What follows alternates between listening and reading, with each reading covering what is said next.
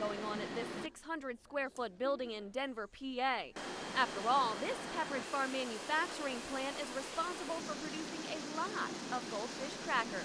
Of all the Pepperidge Farm products, the top seller that we have is Goldfish crackers. But the Pepperidge Farm story starts in Fairfield, Connecticut in 1937 with a woman named Margaret Rudkin. She lived on a property that was actually called Pepperidge Farm for the Pepperidge tree that grew by the driveway. And she started it all. Fast forward almost 75 years, and nestled in Denver, PA is the largest of 7 Pepperidge Farm manufacturing plants across the country. This was a location that had plenty of good land. It had good access to major roads nearby, and there was a nice workforce available. Aside from making cookies, breads, and more than 300 other products, this Pepperidge Farm is in the business of making smiles.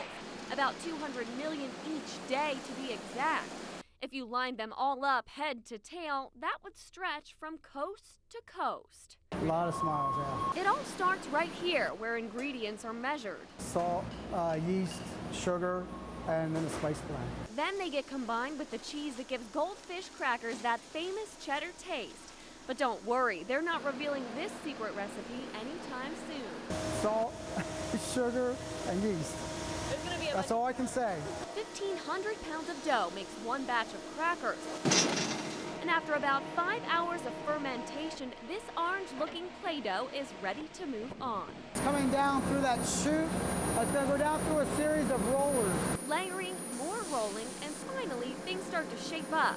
Some of the pieces have smiles, and then some don't. In fact, only about 40% of Goldfish have a smile. Down the production line, these little guys travel, where they're baked for about 3 minutes, then dried, then they get a little oil. Some of the Goldfish go directly to packaging. The product coming from the oven is going right to a scale above. There's a set of scales, and it's determining the exact weight, so it's selecting which ones to pick from.